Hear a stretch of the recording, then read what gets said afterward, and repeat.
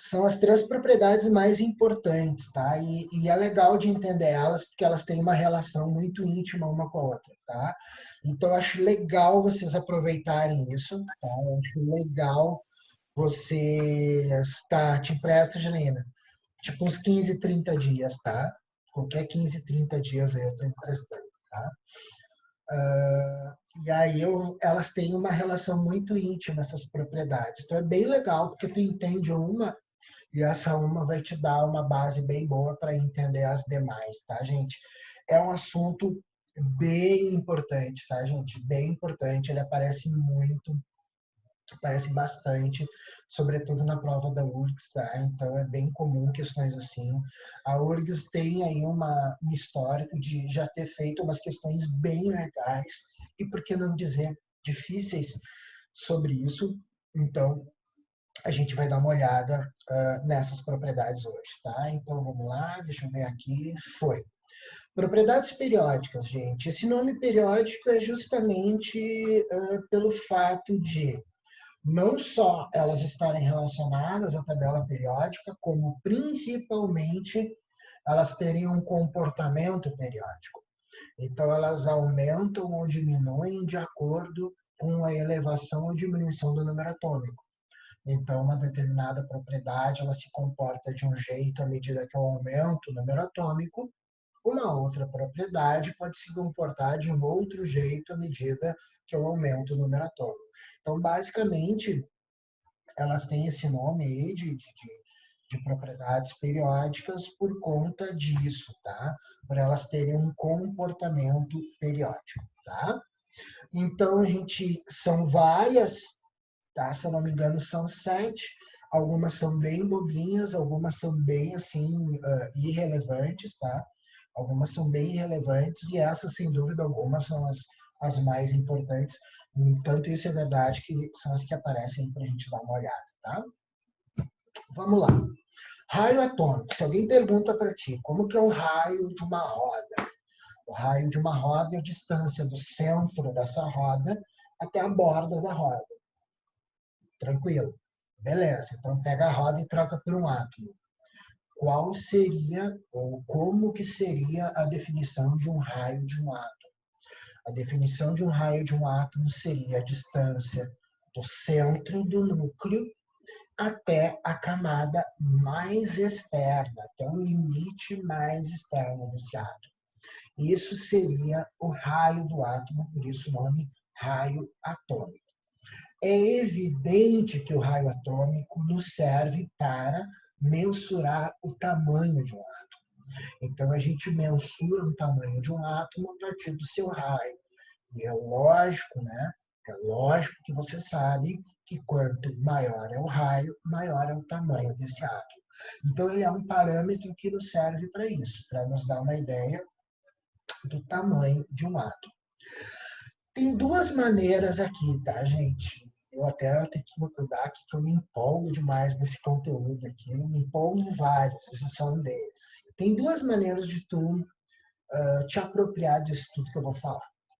Tu pode simplesmente decorar setas, né? Quem aqui, né, não estava lá na primeira série do ensino médio e tinha uma prova lá de química e tinha setinhas e de repente ia lá e anotava na borracha para lembrar, para colar, enfim, quem vai para um lado e quem aumenta. Bom, adianta? Pode ser que sim, na maioria das vezes pode ser que sim, mas pode ser que não. Quando?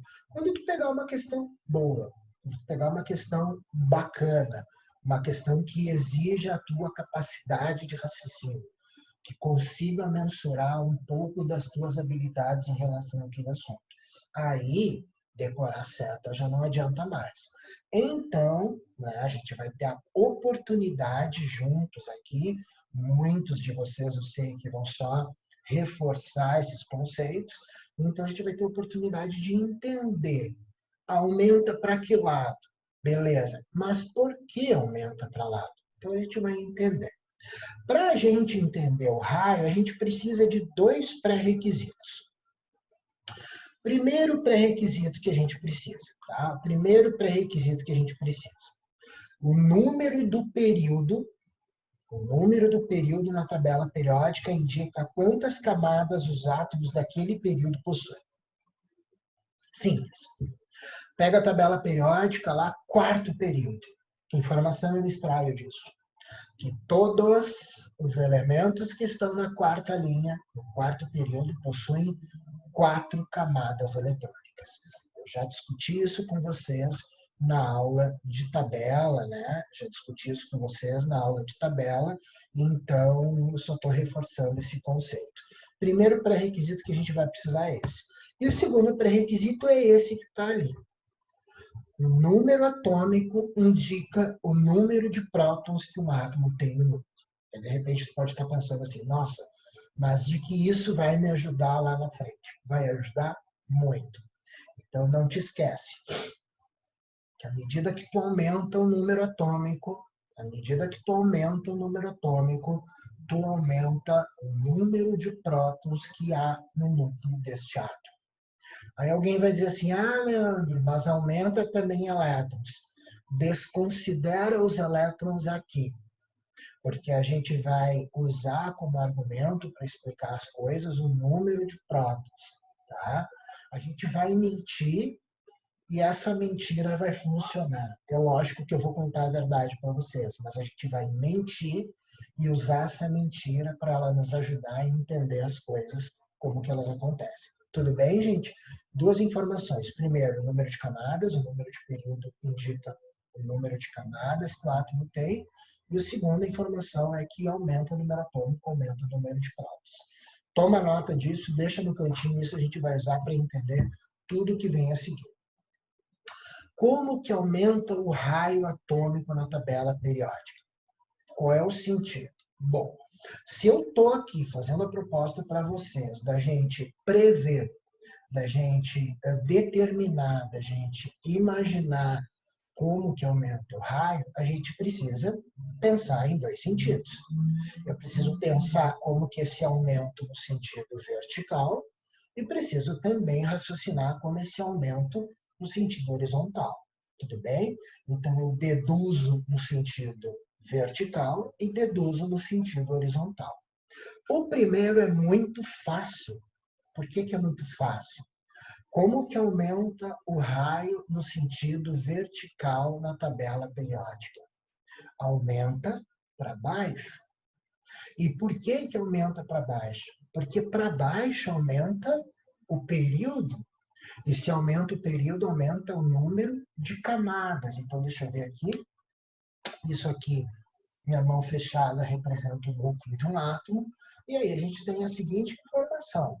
Uma camada, 2 camadas, 3 camadas, 4 camadas. Então, notem que à medida que o número de camadas eletrônicas aumenta, é lógico que o raio aumenta. Então, se a gente tem informação de que o número de camadas aumenta para baixo, inclusive muitas tabelas periódicas são vendidas, são representadas com o número do período ali do lado, se a gente sabe que o número do período aumenta para baixo, que o número de camadas aumenta para baixo, então é lógico que o raio aumenta para baixo. Tudo bem? Então, primeiro sentido, a gente facilmente, sem fazer a mínima força, a gente consegue deduzir que o raio aumenta para baixo na tabela periódica. Tudo bem? Mas, se eu tiver 2 átomos que estejam na mesma linha, eles estão na mesma linha, então eu vou escolher uma linha qualquer. 5. Eu tenho um átomo A, que está no 5º período, e um átomo B, que também está no 5º período. Todo mundo concorda que ambos possuem 5 camadas. Então, em termos de camada, aparentemente, o raio deles seria igual. Mas tem um detalhe. E agora, tu precisa lembrar da segunda observação que eu botei no início. Bom, deixa eu só fechar aqui. Ó, botei no slide, já deduzimos que aumenta para baixo, que aumenta o número de períodos. Agora a gente está discutindo para átomos que estão na mesma linha. Como que isso funciona? Vamos pensar, gente. Como que aumenta o raio, desculpa, como que aumenta o número atômico na tabela periódica? Pensa aí. Como que aumenta o número atômico? Aumenta da esquerda para a direita, de cima para baixo. Concorda comigo?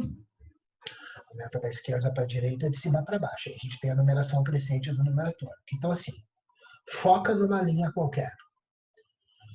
Todo mundo concorda que, independente da linha, quanto mais para a direita, maior o número atômico? Sim. Se maior o número atômico, maior a quantidade de prótons? Sim.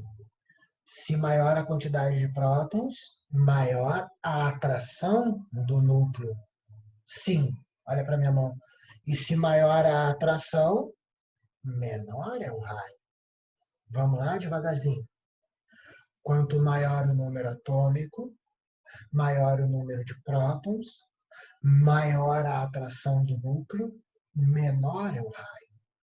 Então, se o número atômico aumenta para a direita numa linha, eu posso dizer que o raio estaria diminuindo para a direita em uma linha.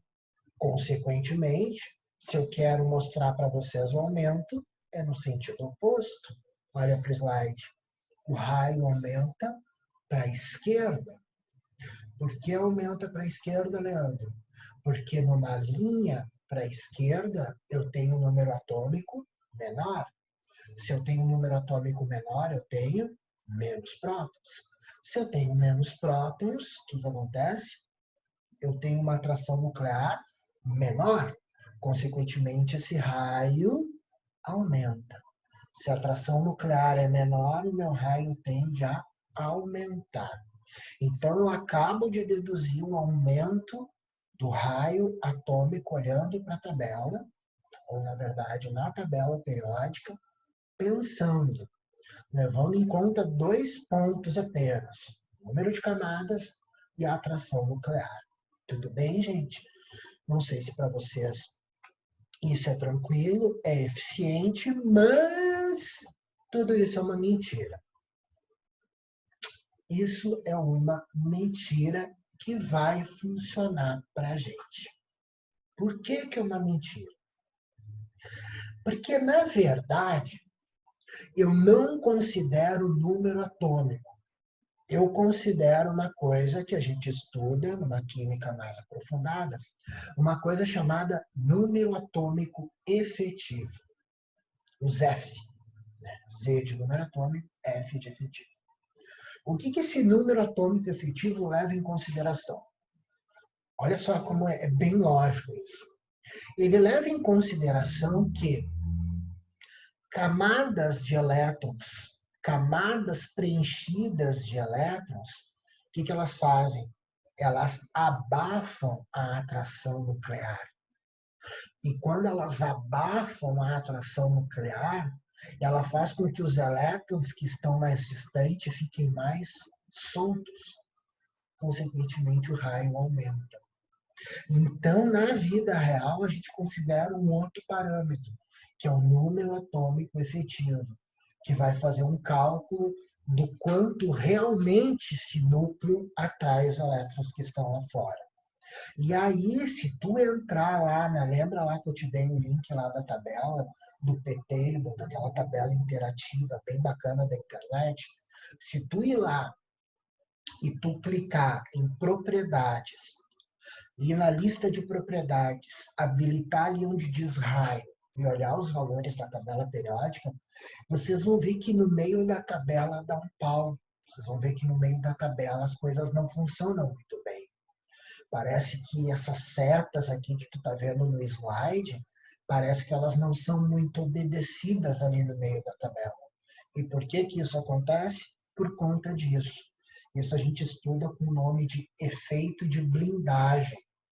Ou seja, camadas internas preenchidas blindam o núcleo e fazem com que essa atração deles seja menos sentida pelos elétrons mais periféricos. Tudo bem, gente? Tenho certeza que todos vocês têm capacidade plena de entender isso. Eu acho bacana falar isso para vocês saberem como que a coisa funciona, mas a nossa vida, nesse ponto, ela é mais fácil. A gente não vai considerar isso. A gente vai considerar as provas de vestibular que vocês têm pela frente, para as provas mais comuns, para as provas que a gente trabalha, a gente vai considerar apenas o que nós estávamos falando. Número atômico relacionado ao número de prótons e ponto. Nesse aspecto, a nossa vida é mais tranquila. Tudo bem? Então, vocês estão sabendo da verdade, na verdade, na química aprofundada, na química linda, bacana, coerente, que explica tudo pra gente, a gente sabe como é que é, só que a gente não precisa disso. A gente pode só pensar como nós estávamos pensando até agora. Tudo bem? Um elemento de maior número atômico, tecnicamente, é o frâncio. Por que eu estou falando que é o frâncio? Porque o frâncio tecnicamente não existe, né? O frâncio é um elemento extremamente radioativo, ele tem isótopos, há vários isótopos radioativos, com tempo de meia-vida muito curto, sofre decaimentos e tal, então, enfim, é muito difícil a gente conseguir o frâncio aí num estado fundamental, num estado elementar de uma forma natural, tá bom? Tudo bem com o raio, gente? Espero que tenha ficado tranquilo para vocês. Qualquer coisa, dá um grito aí. Raio iônico. Se raio atômico é o raio do átomo, ó céus, o que será o raio iônico? O raio iônico é o raio do íon. Para um pouquinho, vamos lá? Quantos íons tu conhece? Desculpa, frase mal feita, pergunta mal feita. Quantos tipos de íons tu conhece? Tu conhece 2 tipos de íons. Que tipos de íons são? Tu conhece íons que são positivos, cátions, e íons que são negativos, ânions. Como que é a relação de tamanho para esses íons? Ah, eu olho na tabela. Não, tu não vai olhar na tabela. Por que tu não vai olhar na tabela? Porque na tabela não existem íons. Então, todos vocês, quando falamos de raio iônico, ninguém pode olhar na tabela, em teoria. Por quê? Porque na tabela a gente não tem íon. Na tabela a gente tem elemento. Então, na verdade, o que a gente vai fazer? A gente vai pensar, raciocinar como que a gente faz a relação entre o elemento e o seu íon. Então, pode ser o elemento com seu respectivo cátion, ou pode ser o elemento com seu respectivo ânion. Tudo bem? Vamos lá. Raio do elemento e o do cátion. Quem é maior? Quem é maior é sempre o elemento. Quando eu pego o raio de um elemento e comparo com o raio do respectivo cátion, o raio do elemento é sempre maior que o seu respectivo cátion. Então, por exemplo, o raio do sódio é maior que o raio do sódio mais, do seu respectivo cátion. O raio do cálcio é maior do que o raio do cálcio 2 mais, seu respectivo cátion. Então, sempre isso vai funcionar. Então, eu preciso guardar essa informação, tá? Por que que isso acontece? Está ali. Por que que isso acontece? Por que que sempre o raio de um cátion é menor em relação ao seu elemento? Porque a atração nuclear se torna mais intensa à medida que tu tira elétrons. Não faz sentido para vocês? A atração do núcleo, ela é sempre a mesma.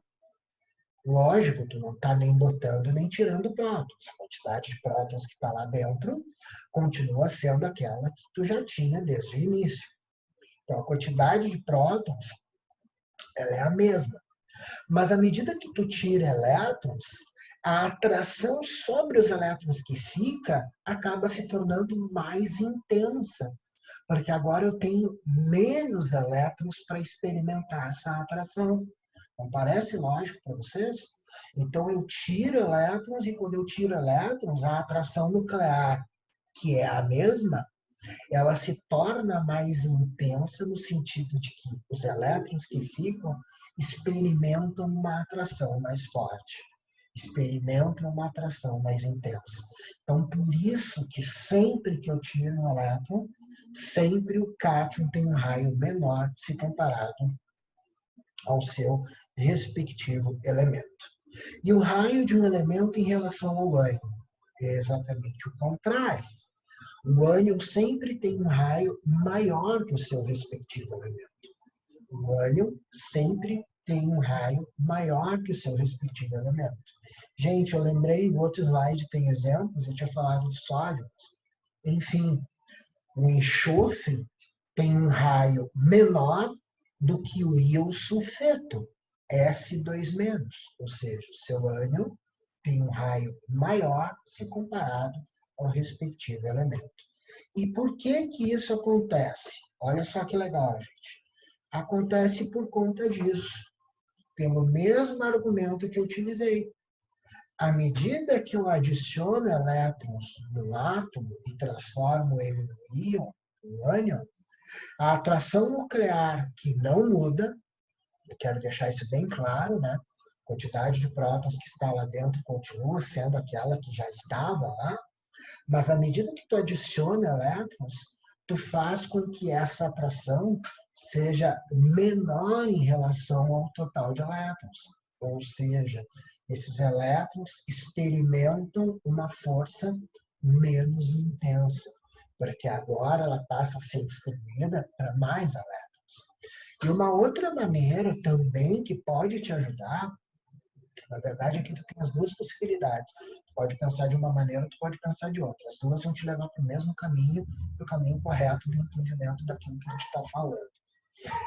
Em termos de repulsão, olha só que legal. A gente pode pensar que existe uma repulsão entre os elétrons na nuvem eletrônica? Claro que sim. Carga negativa perto de carga negativa é repulsão. Então pensa comigo. Se tu adiciona um elétron, se tu transforma essa criatura no ânion, essa repulsão aumenta ou ela diminui? Resposta, ela aumenta. E olha para minha mão. Se a repulsão aumenta, o que acontece com o raio? O raio expande. Tu tem um aumento do raio. Por isso, o ânion é maior que o elemento. Leandro, posso pensar isso para o cátion? Pode. Se tu tira um elétron de um elemento transformando ele no cátion, o que acontece com a repulsão na nuvem em relação a esses elétrons? Diminui. E se diminui, o que acontece com o teu raio? O teu raio diminui. Se a repulsão diminui, o teu raio diminui. Então aqui, gente, vocês têm duas possibilidades para entender isso a partir de um raciocínio. Tá? E em ambas as possibilidades, elas vão te levar para o mesmo resultado. E qual é o resultado? O raio do cátion é maior que o elemento e o raio do ânion é maior que o elemento. E se eu estiver comparando raio de uma série de isoeletrônicos. O que são isoeletrônicos? Isoeletrônicos, estou olhando o horário aqui, isoeletrônicos são criaturas que, na verdade, possuem a mesma quantidade de elétrons. Então, por favor, olhem para essa série de isoeletrônicos. Isso que está aqui é uma questão da URGS. Tá? A gente tem aqui uma série de isoeletrônicos. Todos eles têm 10 elétrons. É só tu fazer o cálculo, né? 13 menos 3, 10. 12 menos 2, 10. 11 menos 1, 10. Esse já tem 10. 9 recebeu 1, ficou com 10. 8 recebeu 2, ficou com 10. 7 recebeu 3, ficou com 10. Então, todos têm 10 elétrons. Qual deles é o maior raio e qual deles é o menor raio? O que a gente pensa? Como que tu vai determinar a diferença, a relação de raio para uma série de eletrônicos? Que é o momento onde tu tem tudo misturado, né? Tu tem cátion, tu tem elemento no estado fundamental e tu tem o ânion. Como que a gente pensa? Tá lá. Todas as espécies possuem 10 elétrons. No entanto, a carga nuclear é diferente, gente. Todos eles atraem 10 elétrons, mas a quantidade de prótons que tem no núcleo de cada um é diferente. Então, pensa, qual é a relação que tu vai fazer? A relação é simples. A criatura que tiver o maior número atômico tem uma atração nuclear mais intensa, consequentemente o raio diminui.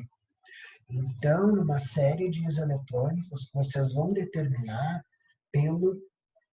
na verdade, o número atômico. O maior número atômico vai ter o menor raio que nesse caso é o alumínio 3+, ao passo que o menor número atômico vai ser o maior raio, que nesse caso é o N3-.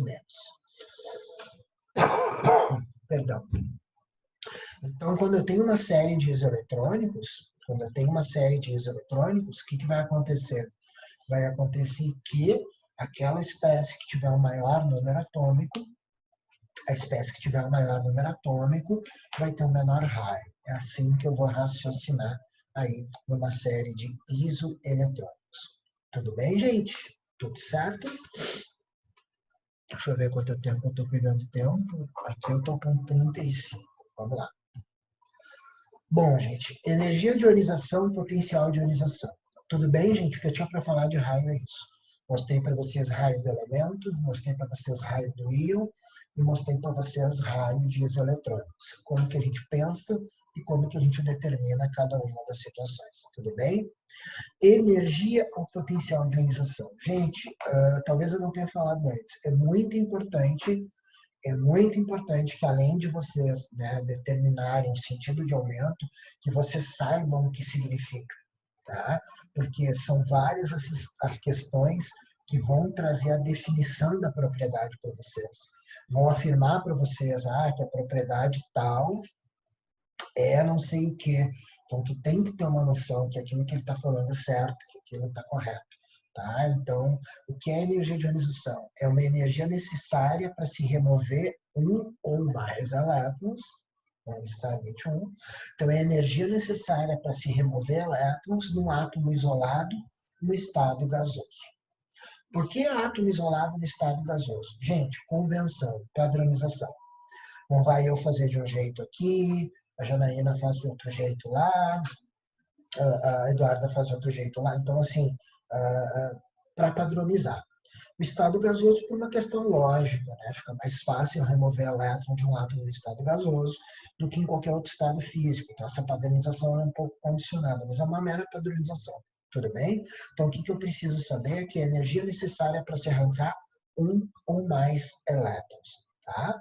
E aí, a gente tem aqui. Gente, se o vídeo parar, a gente faz 10 minutinhos, tá? A gente faz 10 minutinhos e retoma, tudo bem? Se ele parar, a gente faz 10 minutinhos e eu retomo de onde eu parei, ainda que eu tenha que trocar depois, tá? Então, a energia necessária para se remover um mais elétron de um átomo isolado no estado gasoso. Bom, gente, se tu remove um elétron de um átomo, transforma ele no quê? Se tu remove um elétron de um átomo que está no estado neutro, tu transforma ele em um cátion. Então, dá uma olhada nessa relação que está ali embaixo, um átomo qualquer genérico X, mais energia de ionização, vai se transformar no seu cátion, né, o X+, o elétron que eu removi. Tudo bem? Como que aumenta a energia de ionização? Galera, simples, associa com raio.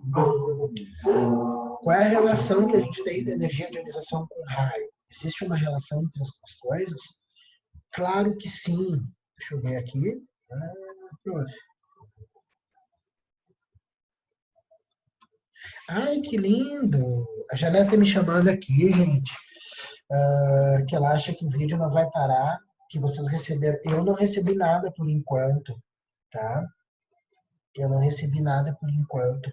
Então, ela disse que aqui recebeu, de que a reunião recebeu minutos ilimitados. Isso acontece de vez em quando. Então, a gente vê como que a gente faz aqui, a gente segue aqui, termina, e aí depois eu pergunto para vocês. Obrigada, tá, Jana? Daí eu pergunto para vocês como que a gente faz aqui, para uns minutinhos e continua. Ainda que eu precise, né, se necessário, fazer uma nova chamada, tá?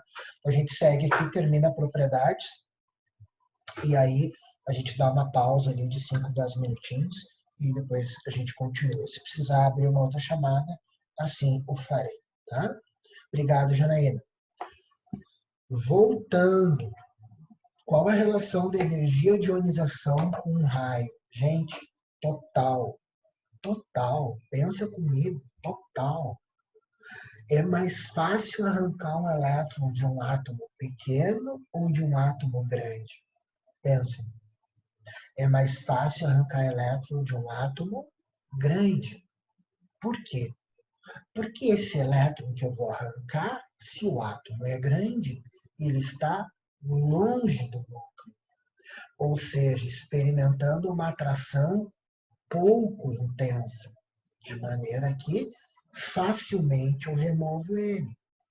Se eu penso num átomo pequeno, esses elétrons, ainda que sejam os mais externos, eles estão próximos do núcleo, pelo fato do átomo ser pequeno. Então, removê-los vai requerer uma energia muito grande. Eu vou precisar de uma energia grande para remover.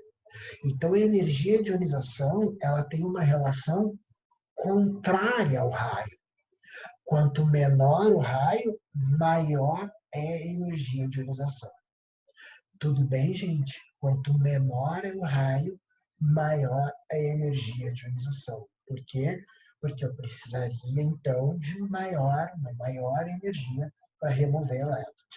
Logo, como que fica o sentido? O sentido, deixa eu clicar aqui, o sentido fica assim, né? Ou seja, o sentido fica exatamente contrário ao sentido do aumento do raio. Então, a energia de ionização aumenta da esquerda para a direita, de baixo para cima. E aí vem uma pergunta. Leandro, gases nobres fazem parte? Sim, gente. Ai, mas eu estudei lá que gás nobre é estável.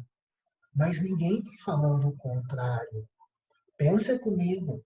Eu estou falando em retirar elétrons de um átomo. Eu não estou falando sobre a característica dele, sobre o comportamento dele. No momento que eu digo para vocês que vocês podem ir para um laboratório e arrancar elétrons de um gás nobre, eu não estou indo contra as características pré-definidas dele. Seguem as características que a gente já estudou. Agora, eu posso sim, se eu quiser, se eu tiver condições técnicas para isso, ir para um laboratório e arrancar elétrons de um gás nobre. Então, gente, sim, a energia de ionização considera o grupo 18.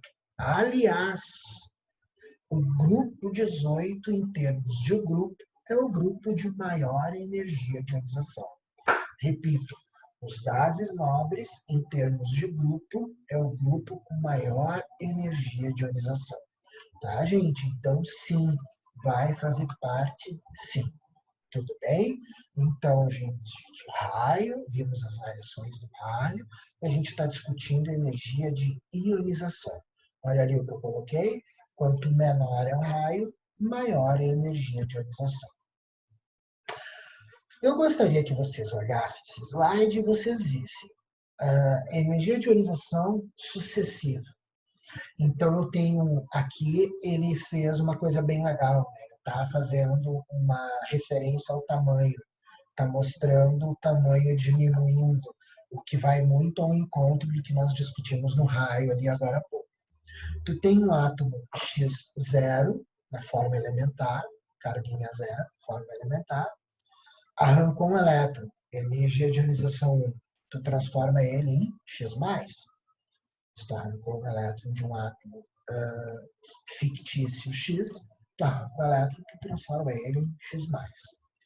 Aí tu arranca mais um elétron. Isso seria o correspondente à segunda energia de ionização. Então, se tu arranca mais um elétron, tu transforma ele em X2+. E aí eu poderia, assim, sucessivamente, arrancando elétrons. Lembra na definição lá da energia de ionização, né? Arrancar um ou mais elétrons. Lembram disso? Então, essa é a relação. Posso arrancar um, arrancar outro, arrancar outro. A questão é, qual deles vai ser a maior energia? Qual delas, desculpa, vai ser a maior energia? Qual delas vai ser a menor energia? Ou essas energias são iguais? E isso faz muito sentido, né? Quando eu comparo, estou comparando a primeira energia de ionização do fulano com também a primeira energia de ionização do Beltrano. Eu não posso comparar a primeira do A com a segunda do B. É primeira com primeira, segunda com segunda, terceira com terceira. Por que isso? Justamente por conta disso que eu vou falar. Qual a relação das energias? Elas são iguais Umas são menores, são maiores? Qual é a resposta disso? Gente, a resposta está no slide.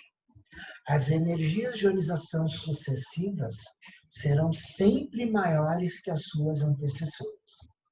Então, a energia de ionização 2 é maior que a 1, a 3 é maior que a 2, a 4 é maior que a 3 e assim sucessivamente. Sempre. Sempre, para qualquer átomo que a gente pegue, para qualquer átomo que a gente considere, é essa relação que eu vou ter.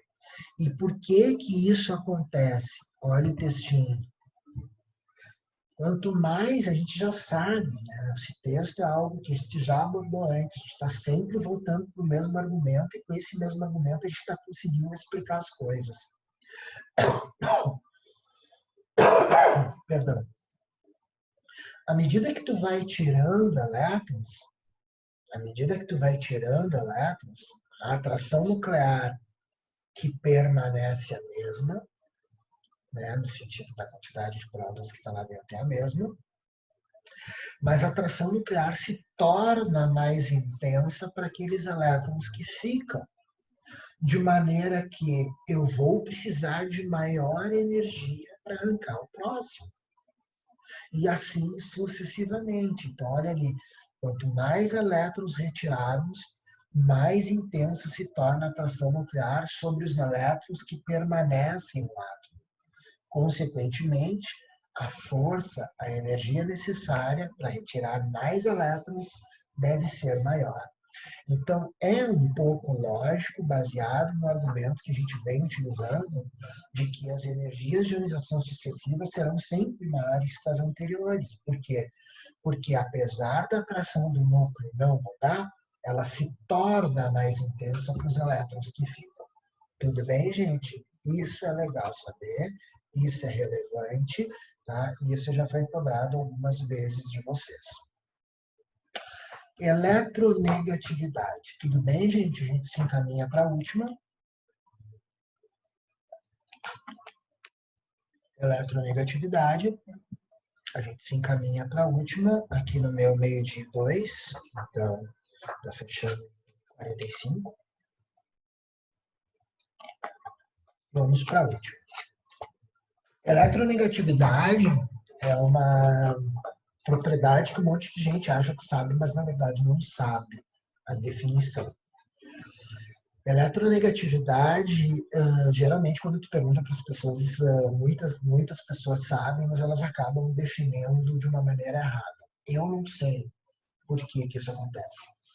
Eu acho que é meio aqueles papos assim de, sabe, gente, de aquelas brincadeiras de telefone sem fio, se vocês já ouviram falar, que ele vai contando uma coisa para o outro, que vai contando para o outro, que vai contando de maneira que o último que recebe a informação, tal informação é completamente diferente lá da origem.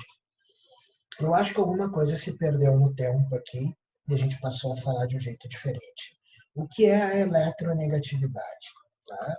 Eletronegatividade é a capacidade de um átomo de atrair os elétrons de outro átomo numa ligação química. O que que isso tem de diferente de tudo que tu já escutou na vida? Tem uma coisa diferente aqui. E qual é a coisa diferente? A palavra, ou as palavras, ligação química. Quase todo mundo que conceitua eletronegatividade não leva em consideração de que esse parâmetro ele se vale ou ele está definido com base numa ligação química. Então não é assim, tu pergunta para as pessoas como é que o que é a eletronegatividade? Ah, é a capacidade que um átomo tem de atrair elétrons. Ponto. O problema é esse ponto. Esse ponto não era para existir, porque não é essa a definição. Tá? A definição é atrair elétrons de outro átomo numa ligação química. E, gente, isso é muito lógico, porque, na verdade, eu preciso de um parâmetro. Eu preciso de um parâmetro para mensurar algo. E vocês sabem disso, isso acontece muito na física, isso acontece muito na química. Eu sou mais velho. Em relação a quem? Notem, eu preciso de um parâmetro de comparação. Então, a eletronegatividade, ela é, na verdade, ela é um parâmetro que também requer uma comparação, e por isso está baseada na ligação química. A gente continua dizendo, eu corro o risco de chegar na aula uma hora dessa e falar assim, capacidade de atrair elétrons, ponto. Mas isso meio que já se tornou quase uma força de expressão, ainda que errada, mas uma força de expressão. O certo é tu mensurar, na verdade, a ligação química. Por quê, gente? Olha o que eu coloquei no slide. A capacidade de atrair elétrons é um parâmetro que se chama potencial padrão de redução, que a gente estuda lá na eletroquímica. E lá esse potencial ele também foi elaborado, ele também foi proposto também com um parâmetro de comparação. É sempre assim, né? A gente não pode, enfim, atribuir valores arbitrários e fazer uma escala lá louca. A gente sempre tem parâmetro de comparação. Então, esse papinho, assim, é a capacidade de atrair elétrons, isso é, na verdade, gente, potencial padrão de redução. Deixa quieto, a gente vai ver lá na eletroquímica. Então, a grande diferença é que sempre tem a ver com uma ligação química, tá? E aí eu pergunto para vocês, a capacidade de atrair elétrons tem a ver com alguma propriedade que a gente já estudou? Claro que tem a ver. E qual é a propriedade? Adivinha? O raio. O raio tem uma relação íntima com a eletronegatividade. Por quê? Pensa comigo. Gente, deixa eu fazer uma proposta para vocês. Vamos inventar um átomo muito eletronegativo. Esse átomo teria que ser grande ou pequeno para ser muito eletronegativo. Ele deveria ser pequeno. Por quê? Porque quanto menor ele for, mais próximos os elétrons da ligação estão do núcleo. Então, experimentam uma atração mais intensa, mais forte. Beleza? Tá.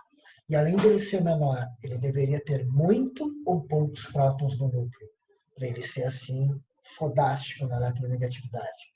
Deveria ter muito ou poucos prótons no núcleo. Ele deveria ter muitos prótons. Por quê? Porque quanto mais prótons no núcleo, mais intensa é a atração sobre os elétrons ali na ligação. Sim? Acabamos de inventar um átomo muito eletronegativo, né? Pois é, mas a gente não inventou, porque ele já existe. E que átomo é esse? Esse átomo é o flúor. O flúor, ele consegue juntar duas coisas muito importantes, que é qual? Ele consegue juntar dois fatores. O tamanho, ele é um átomo bem pequeno, e uma quantidade de prótons no núcleo significativa. Mas aí alguém vai lá agora na tabela e olha assim, Leandro, eu estou olhando o flúor e estou vendo que o flúor tem um número atômico 9. E aí ele tem 9 prótons no núcleo. E aí alguém vai dizer assim, Leandro, eu não sei para ti, mas para mim 9 é pouco. É pouco, mas para o tamanho dele, 9 é muito. Então, na verdade, o flúor consegue juntar esses dois parâmetros, né? Essas duas condições, a condição de ser um átomo pequeno e também a condição de ter bastante prótons no núcleo. Então, a gente vai ter aquela trinca, flúor, oxigênio e nitrogênio. E esses caras, flúor, oxigênio e nitrogênio, são os três elementos mais eletronegativos da tabela periódica. Quanto mais próximos deles, mais eletronegativo é um átomo. Então, tem relação com o tamanho. 2, quanto mais próximo do FON, flúor, oxigênio e nitrogênio, quanto mais próximo do FON, flúor, oxigênio e nitrogênio, maior é a eletronegatividade. Deixa eu contar uma coisa para vocês, gente, quase finalizando aqui. Existem várias formas da gente mensurar a eletronegatividade.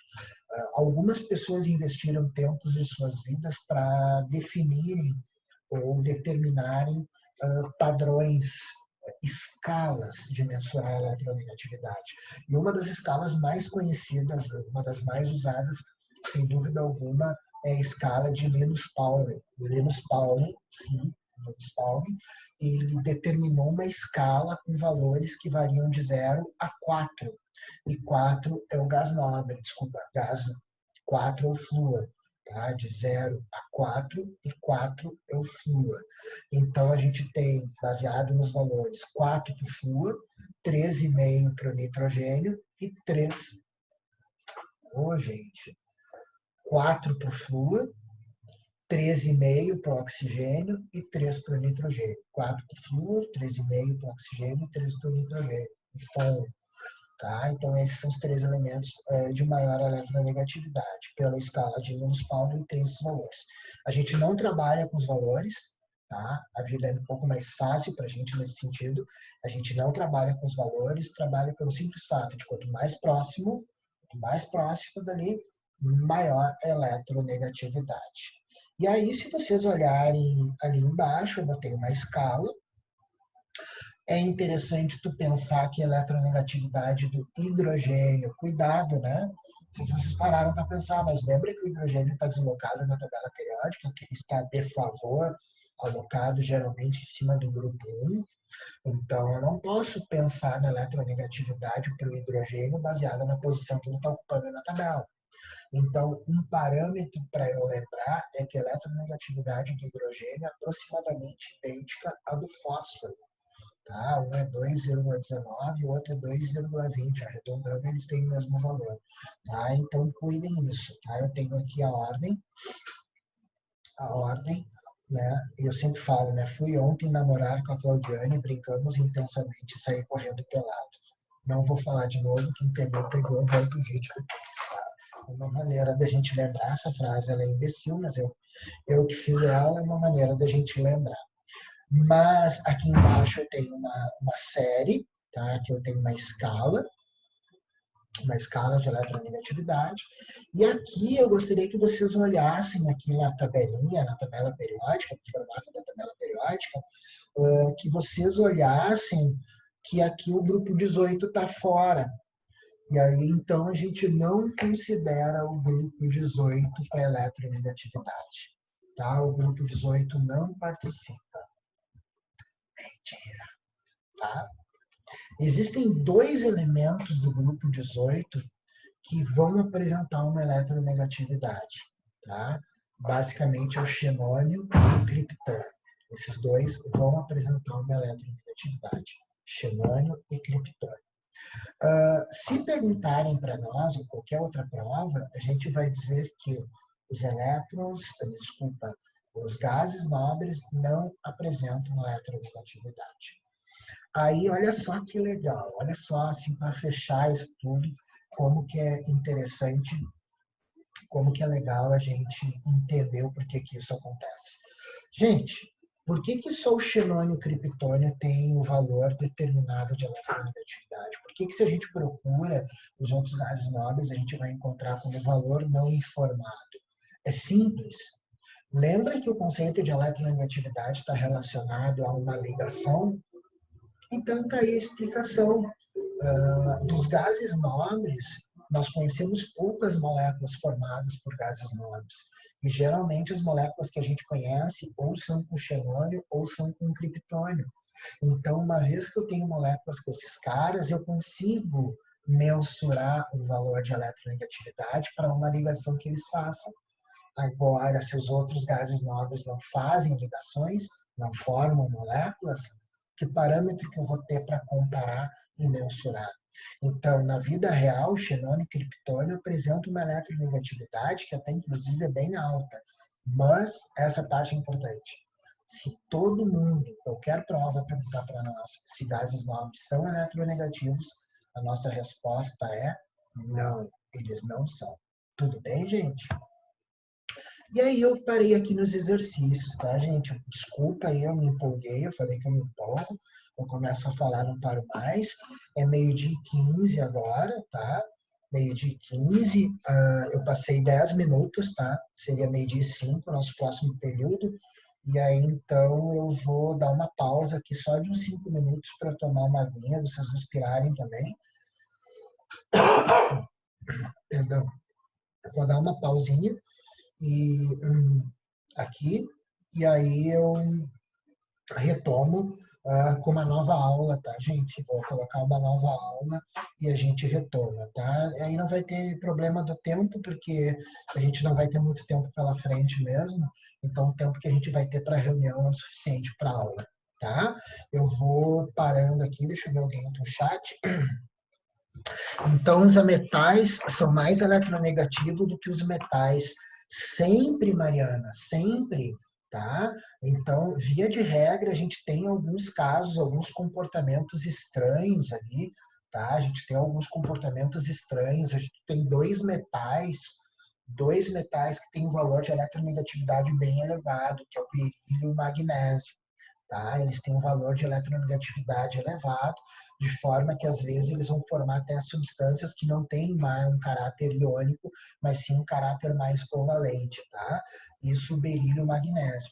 Mas a tua pergunta faz uma relação entre grupos.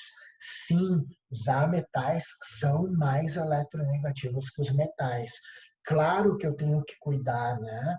A gente tem aí metais com valores um pouquinho mais elevados, metais com valores mais baixos, mas se eu faço essa comparação por grupo, sim, sim, os metais são átomos menores, então, consequentemente, quando formam ligações, vão se mostrar aí como átomos mais eletronegativos.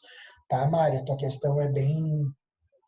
A tua pergunta é bem boa, sim, grosseiramente sim, tá? Grosseiramente, pensando no aspecto de grupo, sim, os ametais são átomos menores se comparado aos metais, por isso são átomos mais eletronegativos, né? Vão atrair mais os elétrons de uma ligação química, por isso são classificados de mais eletronegativos.